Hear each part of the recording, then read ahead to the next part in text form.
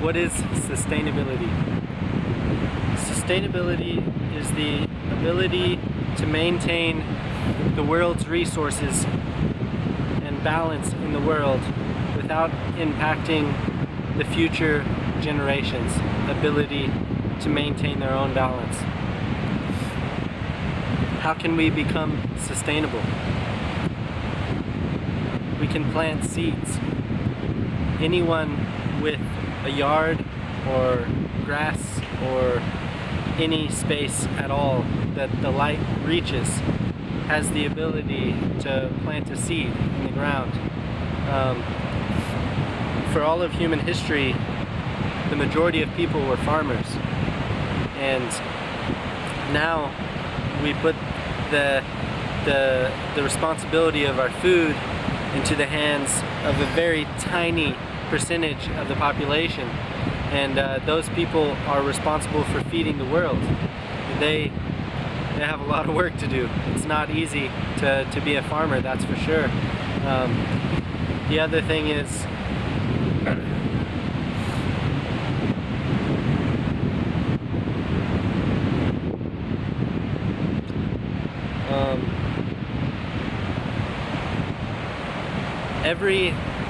nearly every environmentalist or person who's talking about being an environmentalist, the one thing that they're missing, I'm not sure if I know any environmentalist that's actually talking about God or Jesus or religion.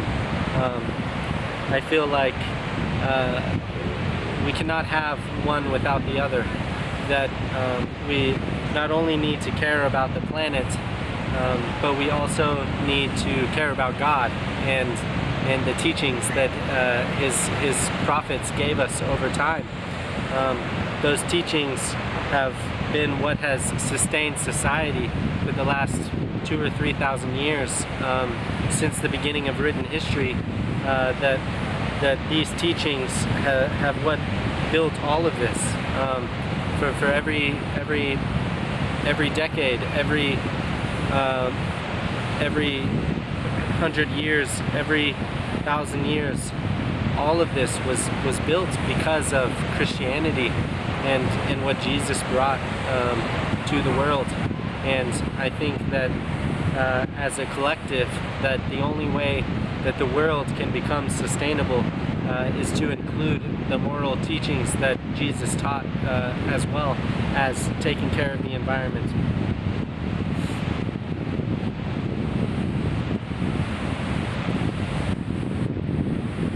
I think for many people, myself included, it is hard to even think about sustainability. Maybe 2 years ago, I thought about sustainability a lot, and I was trying to do things to promote sustainability, just to get people to talking about it. However, over the last 2 years, life happens, and when there's certain things that are happening to us in life, circumstances that bring us down, or jobs, or income, or bills, or debt, or the loss of loved ones, or suffering from illnesses. All of these things can consume our lives and make us so busy that we don't have time to think about anyone else, or to think about the planet that we live on, or the animals, or the food that we consume. I think that what I've learned through the teachings of Jesus is that forgiveness basically means that we wipe away everything. Everything that is done in the past is done. It's finished. We can't change it. We can't take it back. We can't go back in time. If we dwell on the past, if we dwell on our mistakes, it will consume us and prevent us from doing anything in the present moment, or doing anything in the future to better ourselves or to better humanity. When we just focus on our mistakes, it just brings us into depression and brings us to hate ourselves, and it's a vicious cycle of torment that we place on ourselves when we dwell on the past and when we think about the past and where we fell short. And I think that that's what Jesus has taught me, and what Christianity has taught me is that God is an ever merciful God, and that if we are praying, we ask God for forgiveness, and we ask Him to forgive us for the mistakes that we made. Really, when we're praying to God, it's like having a conversation with ourselves, because God is inside of us. He's not outside. God is everything. God is in us. We are all made in the image of God. Every single person on this planet is made perfect and beautiful and created in the image of God, with all your flaws and with everything that there is about you. You are perfect. You are made in the image of God. And that belief, that understanding that we are all created in the image of God should make everyone be able to love themselves. And the problem in today's society, it's not really such a big problem, but it is a really big problem, is that we allow the media and marketing tools to make us think that we're not good enough. Every commercial that we see, everything that we see that's trying to sell us something is telling us we're not good enough unless we look this way, dress this way, or buy this, or do this to ourselves to make us better.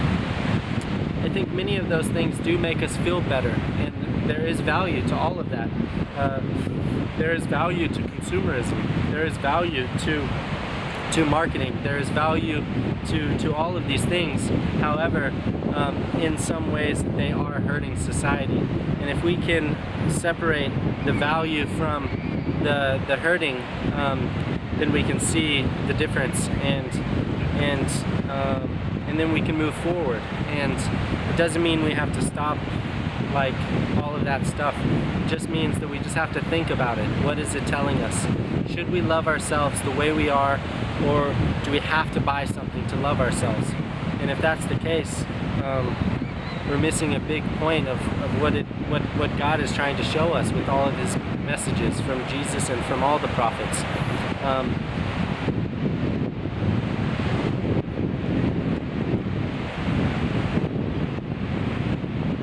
There is really nothing in the past that matters.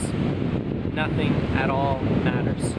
Nothing you've done, nothing that you thought, nothing that you ever did. The moment that you decide to move forward and to forgive, to ask God for forgiveness, or to forgive yourself and to love yourself because God loves you, then you can move forward. And if we dwell on the past, we're just going to hurt ourselves.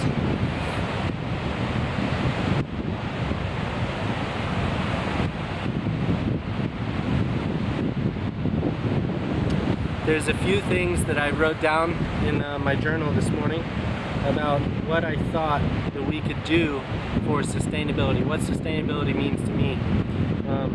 And I think that that we could plant seeds, because we know we reap what we sow. So whatever we do today, we will enjoy or not enjoy tomorrow.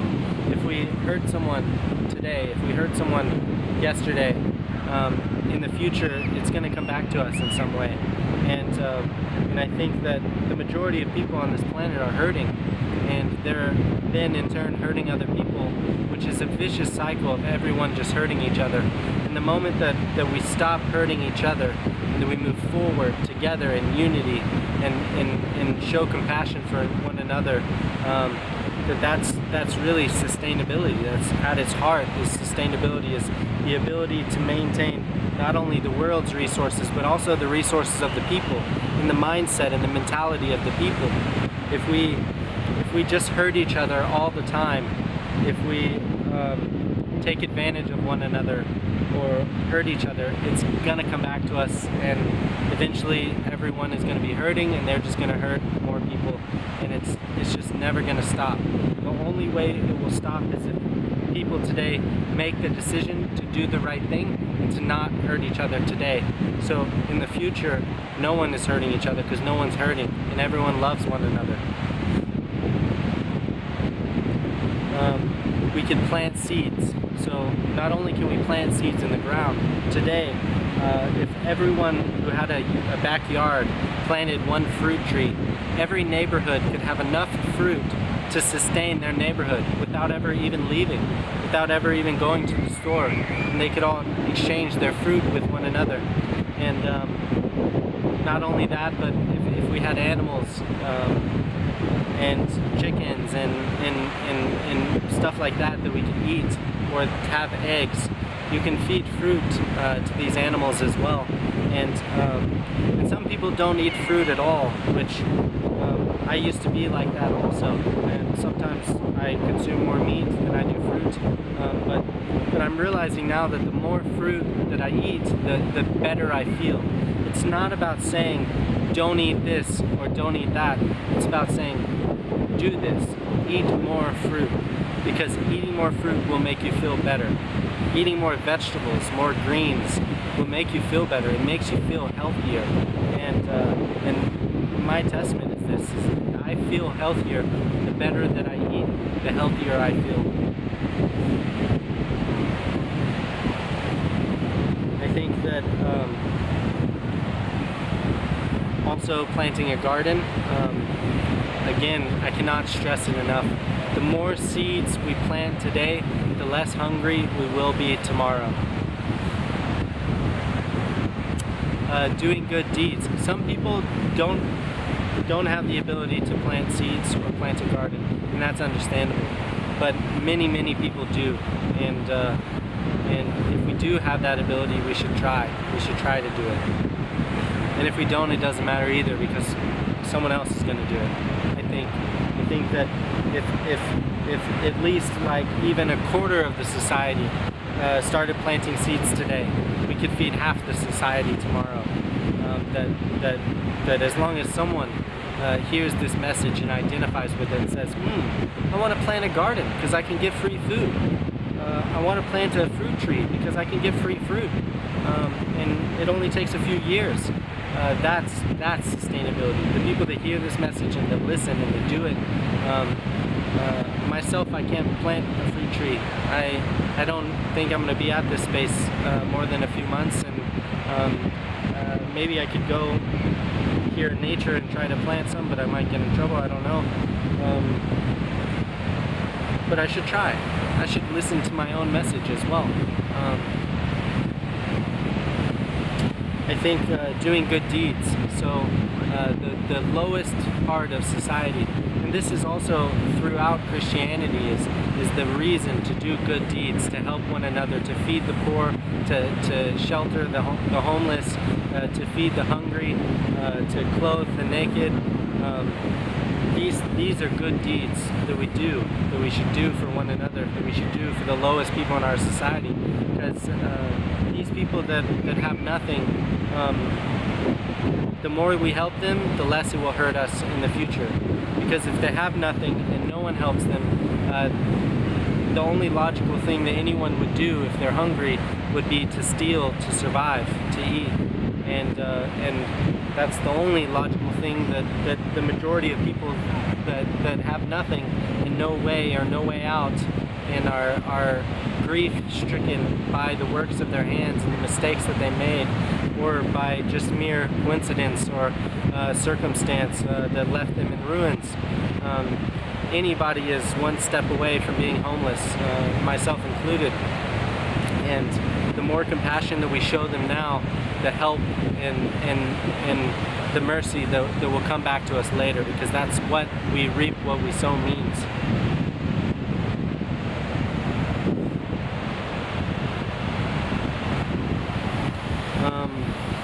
To support friends' businesses, that's like a really sustainable thing to do.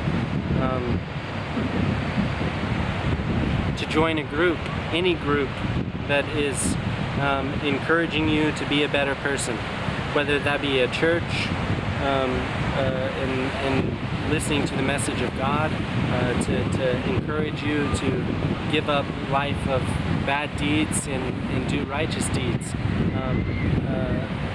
These messages are what will sustain society, what will keep society going, listening, reminding ourselves weekly that we are not alone in this world, and that what we do matters. It matters for our own lives, and it matters for other people's lives. And the only way we're going to make this world a better place is by doing things that make the world a better place. In the past, things that I've done hurt me. It hurt me, maybe it hurt other people. And those things don't make the world a better place. And I think that things that I've done are nothing compared. Like, I'm trying to be humble in the stuff that I've said or that I've done, and trying to say that I shouldn't have done that, but it's a grain of sand compared to what the majority of people I see around me even doing on a daily basis. And I'm not saying it doesn't matter. Judgment does not help anyone. Judging others does not help them. Judging anyone does not help them. What we should do is judge ourselves.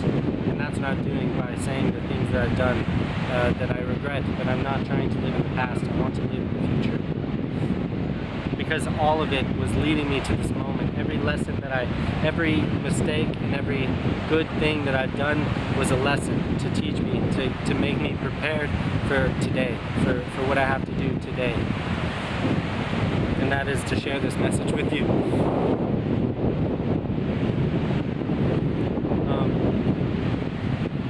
Other things we can do to join a group, anything that fosters a spirit of togetherness, whether you're playing sports, you join a sports team, exercise, going to the gym, getting outside, getting some sun, swimming in the water,